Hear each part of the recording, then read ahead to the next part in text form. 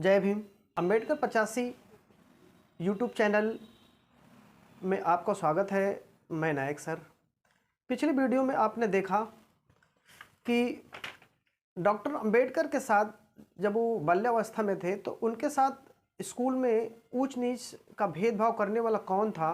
पिछले वीडियो में मैंने आपको बता दिया।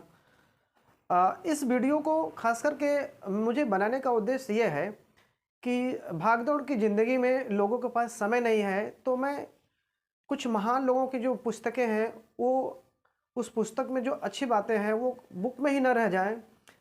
इस उद्देश्य से मैं इस वीडियो को आप लोगों के सामने पढ़ के उस बुक को मैं आपके सामने रेफरेंस वाइज बताने का प्रयास कर रहा हूँ। आप वीडियो को लाइक शेयर सब्सक्राइब करते रहें। तो चलिए चलते हैं, और आज के जो वीडियो में मैं आपको बताने वाला हूँ उस बुक जिस बुक का नाम शांति व सत्य के प्रेरणापुंज डॉक्टर अंबेडकर, जिनकी लेखिका हैं प्रेमलता राघव जी। उस बुक में एक टाइटल है, एक शीर्षक है जिसका नाम है गरीबी कितनी गरीब है। लिखती हैं, घर की आर्थिक स्थिति बहुत खराब चल रही थी, खाने पीने का बंदोबस्त भी बहुत मुश्किल से हो पाता था।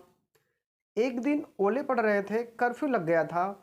घर में अंबेडकर अकेले थे।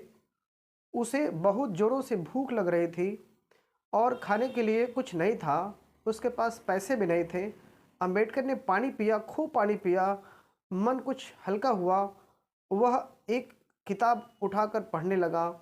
मन नहीं लगा, फिर उसने कॉपी निकाली, उस पर लिखने लगा, रोटी पाना मनुष्य का जन्मसिद्ध अधिकार है। आज़ादी का रोटी के बिना कोई अर्थ नहीं है। उसे पकड़ो। जिसने तुम्हारी रोटी छीनी है वही तुम्हारी आज़ादी को गिरवी रखने वाला गिद्ध है। उससे अपनी आज़ादी छुड़ानी है तो अपने 2 जून के लिए रोटी का प्रबंध करो। यहाँ का आम आदमी रोटी की तलाश में मारा मारा घूमता रहा है, फिर भी उसे भरपेट रोटी नहीं मिलती। वह भूखा सोता है। ऐसे व्यक्ति से आज़ादी की बात करना उसकी गरीबी का अपमान करना है। इतना लिखकर उसने उसे 2 बार पढ़ा, फिर सोचा, फिर पढ़ा। वह लगातार पढ़ता ही रहा। केवल सोचते रहने से क्या होगा, कुछ करना चाहिए।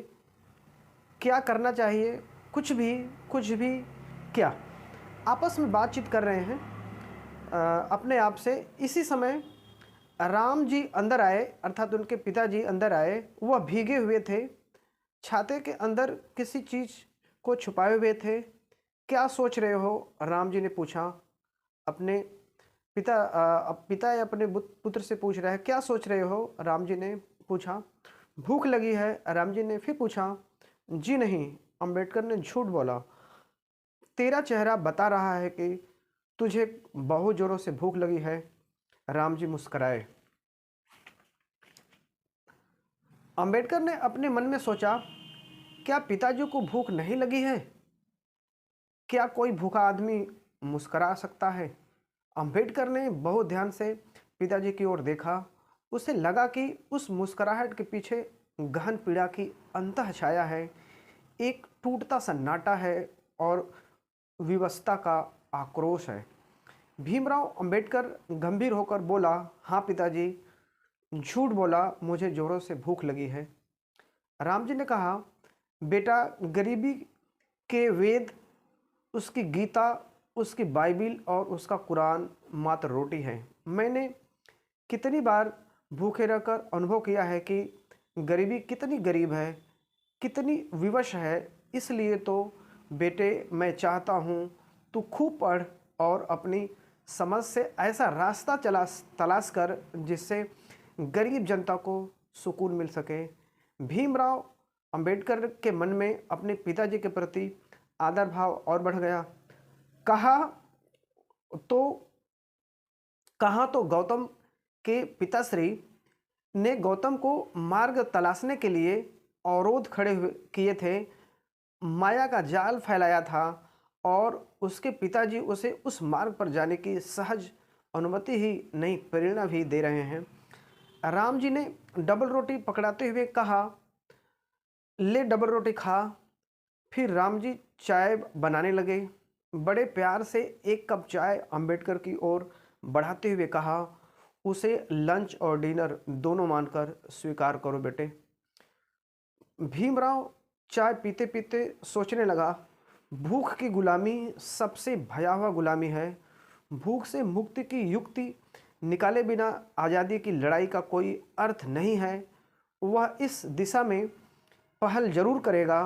भीमराव अंबेडकर डबल रोटी खाकर कुछ कुछ तृप्ति का अनुभव करने लगा, ऐसी तृप्ति का जो उसकी अनुभूति में पहली बार आई थी। तो आपने देखा कि गरीबी कितनी गरीब है। इस वीडियो में डॉक्टर अंबेडकर को उनके पिता बाल्यावस्था में समझा रहे हैं कि इसी गरीबी से तुम्हें लड़ना है और लोगों को इस गरीबी से निजात दिलवाना है।